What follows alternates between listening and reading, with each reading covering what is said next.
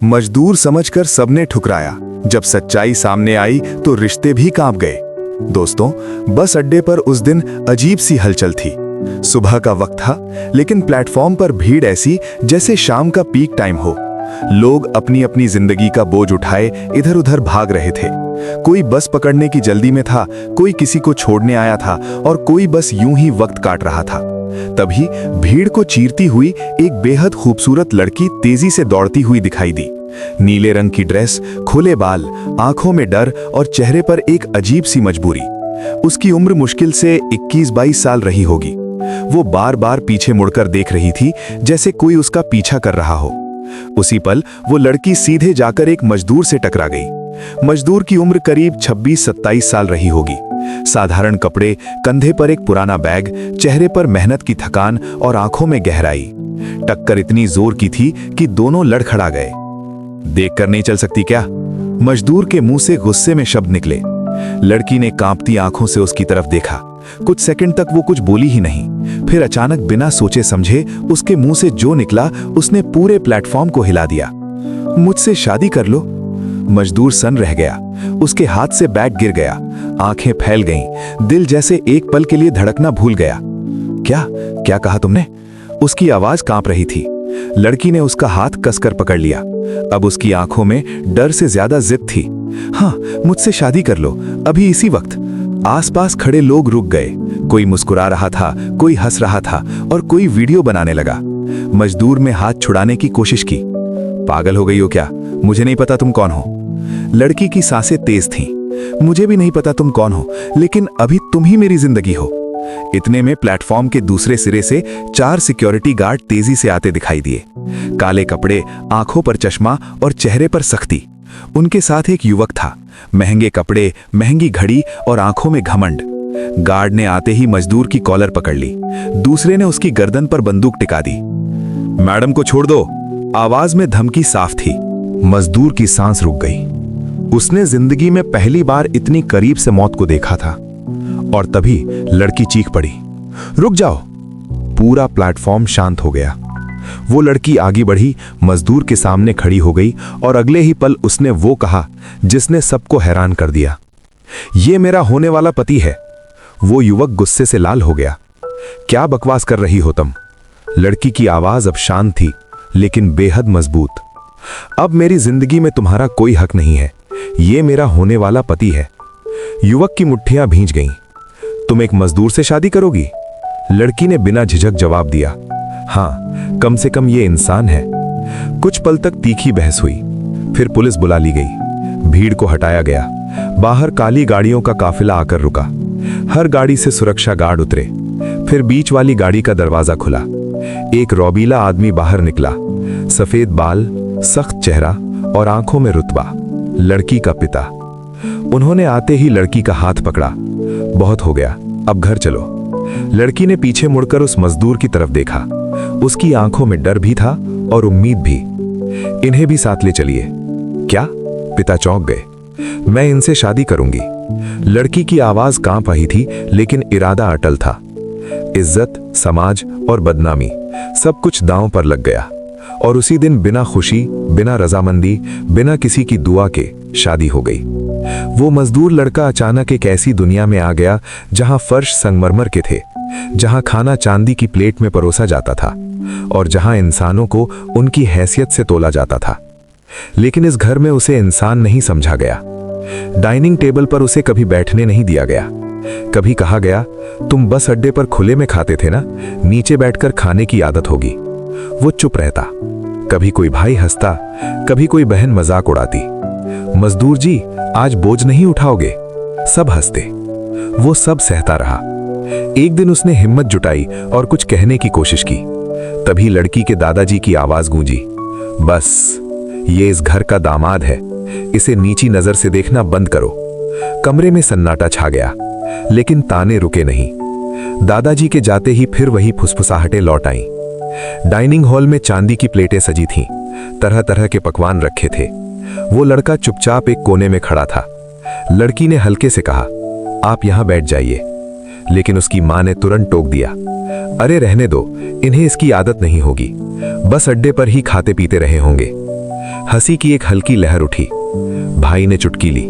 हाँ भाभी, नीचे बैठकर खाने की आदत होगी। लड़की की उंगलियां कांप गईं। उसने पति की तरफ देखा। वो लड़का मुस्कुराया, लेकिन उस मुस्कान में कोई खुशी नहीं थी। वो मुस्कान थी अपमान को पी जाने की।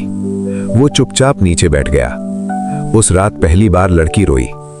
खिड़की के पास खड़ी होकर उसने सोचा था कि शादी के बाद हालात बदल जाएंगे, लेकिन यहां तो उसके पति को इंसान से ज्यादा बोझ समझा जा रहा था। वो लड़का हर सुबह समय पर उठता, नहाता, साफ कपड़े पहनता और फिर कुछ नहीं करता। कोई काम नहीं, कोई जिम्मेदारी नहीं। घर वाले कहते, इसे क्या काम देंगे, मजदूर है, बोझ उठाने के अलावा क्या करेगा। एक दिन छोटी बहन ने हंसते हंसते कहा, भैया जरा मेरा सूट ऊपर रख दो, आप तो प्रोफेशनल हो। हंसी फिर गूंजी। वो चुपचाप सूट उठा लेता। उसी रात लड़की ने पहली बार उससे पूछा, आप बुरा नहीं मानते? वो कुछ सेकंड चुप रहा, फिर बोला, मानने से क्या बदल जाएगा। उसकी आवाज में शिकायत नहीं थी, बस थकान थी। दिन बीतते गए। घर में एक नियम सा बन गया था। वो दिखेगा लेकिन गिना नहीं जाएगा। किसी फैसले में शामिल नहीं किया जाएगा। कोई उसकी राय नहीं पूछेगा। कोई उससे सीधे बात नहीं करेगा, सिवाय उस लड़की के। वो हर रात उसके लिए खाना अपने हाथ से लाती, धीरे से पूछती, आज कैसा लगा? और वो हर बार एक ही जवाब देता, ठीक है। लेकिन ठीक है असल में ठीक नहीं था। एक शाम घर में पार्टी थी। बड़े लोग आए हुए थे। महंगे सूट, महंगे साड़ियां और उससे भी महंगा घमंड। एक मेहमान ने मजाक में पूछा, तो दामाद जी क्या करते हैं? कमरा शांत हो गया। मां ने जल्दी से जवाब दिया, अभी कुछ नहीं, थोड़ा एडजस्ट कर रहे हैं। दूसरा हंस पड़ा, अरे मतलब बस अड्डे से सीधे बंगले में? सब हंसने लगे। लड़का चुप रहा। लेकिन इस बार लड़की खड़ी हो गई। वो मेरे पति हैं। मेहमान ने कंधे उचका दिए। अरे बेटा, मजाक कर रहे हैं। मजाक जो रोज उसकी आत्मा पर चोट कर रहा था। उस रात लड़का छत पर अकेला बैठा था। आसमान में तारे थे और आंखों में एक पुराना सपना। उसने मोबाइल निकाला, एक मैसेज पढ़ा, फिर दूसरा। उंगलियां कांपी, लेकिन उसने फोन बंद कर दिया। नीचे से हंसी की आवाज आ रही थी। उसे लगा जैसे ये घर उसका नहीं है। एक दिन लड़की के पिता ने सबके सामने कहा, कल से ये भी मेरे साथ ऑफिस आएगा, देखते हैं वहां क्या कर सकता है। भाई ने फौरन कहा, पापा ऑफिस कोई बस अड्डा नहीं है। फिर हंसी, लेकिन पिता चुप रहे। अगले दिन वो लड़का पहली बार एक महंगी गाड़ी में बैठा। ऑफिस पहुंचा। लोग उसे अजीब नजरों से देखने लगे। कोई पहचान नहीं, कोई सम्मान नहीं। मीटिंग रूम में वो चुपचाप बैठा रहा, हर बात ध्यान से सुनता रहा। किसी ने उसकी तरफ देखा भी नहीं। मीटिंग खत्म हुई, सब बाहर चले गए। वो अकेला बैठा रहा। टेबल पर रखी फाइलें देखीं, कुछ पन्ने पलटे, कुछ नोट्स बनाए। उसकी आंखों में अचानक चमक आ गई, जैसे कोई सोया हुआ शेर जाग गया हो। शाम को घर में फिर वही ताने, तो ऑफिस कैसा लगा? भाई ने चुटकी ली। कुर्सी भारी तो नहीं लगी? वो मुस्कुराया। नहीं। उसकी आवाज में ना गुस्सा था ना शिकायत। ऐसा लगा जैसे सवाल ही उस तक पहुंचा नहीं। भाई हंस पड़ा। अरे यार, आदत नहीं होगी ना, जिंदगी भर तो बोझ उठाया है। घर फिर हंसी से भर गया। लेकिन इस बार लड़की नहीं हंसी। उसने देखा उसका पति चुपचाप अपने कमरे की तरफ चला गया। उस रात वो देर तक सो ना पाया। खिड़की से आती हल्की रोशनी उसके चेहरे पर पड़ रही थी। उसकी आंखें छत पर टिकी थीं, लेकिन दिमाग कहीं और था। बस अड्डे की वो सुबह, लड़की का कांपता हुआ हाथ, और फिर ये घर जहां हर दिन उसका आत्मसम्मान धीरे धीरे मर रहा था। मोबाइल फिर उसके हाथ में आया। एक नाम स्क्रीन पर चमका। उसने फोन उठाया, फिर कुछ सेकंड बाद काट दिया। उसने खुद से कहा, अभी नहीं। नीचे से हंसी की आवाज आ रही थी। उसे लगा जैसे ये घर उसका नहीं है। एक दिन घर में रोज की तरह हलचल थी। नाश्ते की मेज सजी थी।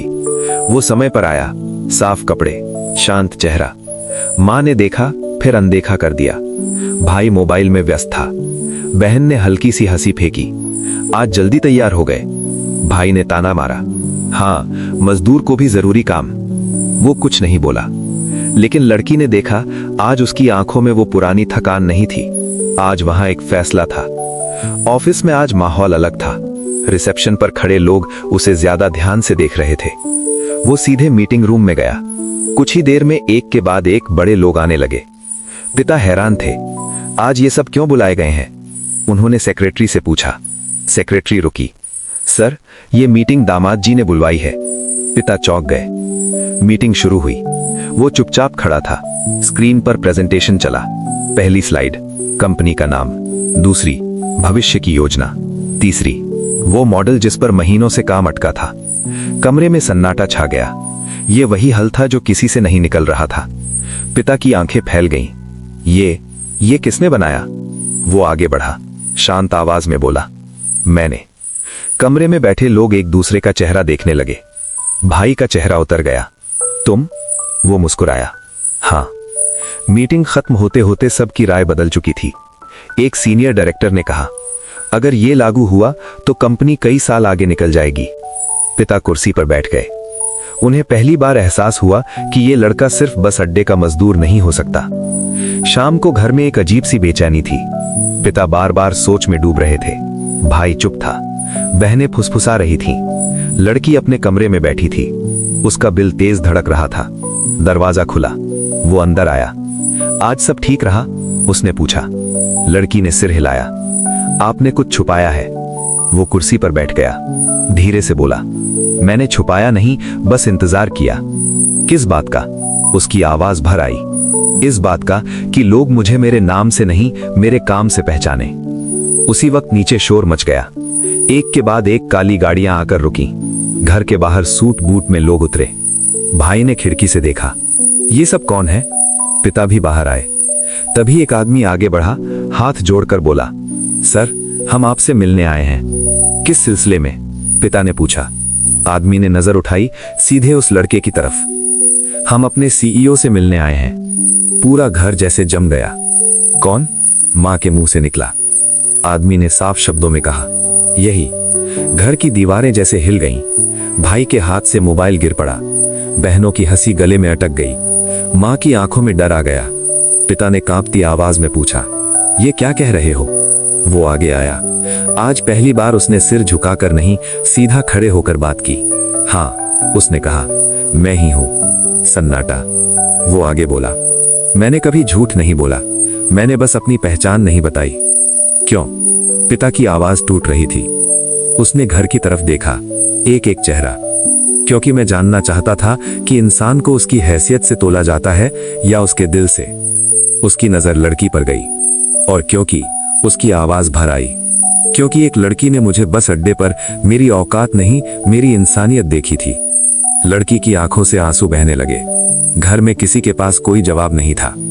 जिस घर में हर दिन ताने गूंजते थे, आज वहां सिर्फ खामोशी थी। वो खामोशी जो शब्दों से ज्यादा भारी होती है। पिता कुर्सी पर धीरे धीरे बैठ गए। उनके चेहरे से रुतबा गायब हो चुका था। आज पहली बार वे एक पिता नहीं, एक इंसान लग रहे थे जो हार चुका था। तुम सब कुछ होते हुए भी चुप रहे। उनकी आवाज कांप रही थी। वो आज भी उतना ही सादा खड़ा था जितना बस अड्डे पर था। हाँ, उसने कहा, क्योंकि मैं जानना चाहता था कि अगर मेरे पास कुछ ना हो तो क्या मैं तब भी इंसान रहूंगा। मां की आंखों से आंसू गिर पड़े। हमसे बहुत बड़ी गलती हो गई। वो कुछ नहीं बोला, क्योंकि कुछ गलतियां माफी से भी बड़ी होती हैं। भाई आगे आया, जिसकी हंसी सबसे तेज थी। मैं, उसकी आवाज लड़खड़ा गई। मुझे माफ कर दो। लड़के ने उसकी तरफ देखा। कोई गुस्सा नहीं, कोई अहंकार नहीं, बस एक थकी हुई शांति। माफी तब मायने रखती है जब इंसान बदल जाए। बहनें सिर झुकाए खड़ी थीं। वे वही थीं जो कभी हंसती थीं। आज उन्हें अपनी हंसी से डर लग रहा था। लड़की अब तक चुप थी। वो धीरे धीरे आगे आई। उसके आंसू थम नहीं रहे थे। आप, उसकी आवाज टूट गई। मुझे सब कुछ बता सकते थे। वो मुस्कुराया, पहली बार दिल से। अगर बता देता तो तुम्हें कभी पता नहीं चलता कि लोग तुम्हारे पति को किस नजर से देखते हैं। लड़की रो पड़ी। मैं आपको बचा नहीं पाई। उसने उसके हाथ पकड़ लिए। तुमने मुझे बचाया था उसी दिन बस अड्डे पर। पूरा घर उस पल को देख रहा था। एक ऐसा पल जहां पैसा, रुतबा और घमंड सब हार चुके थे।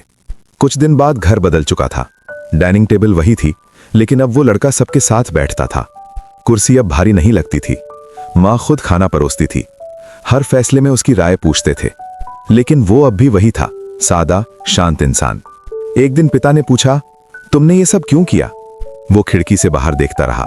फिर बोला, क्योंकि अगर मैं उसी दिन अपनी पहचान बता देता तो लोग मुझसे नहीं मेरे नाम से डरते, और मुझे डर नहीं सम्मान चाहिए था। उस दिन उस घर ने सीखा, सम्मान खरीदा नहीं जाता, वो दिया जाता है। कुछ हफ्तों बाद वो फिर बस अड्डे आया, वही प्लेटफॉर्म, वही भीड़। आज कोई उसे नहीं जानता था और उसे इसकी जरूरत भी नहीं थी। एक बूढ़ा मजदूर भारी सामान उठाने की कोशिश कर रहा था।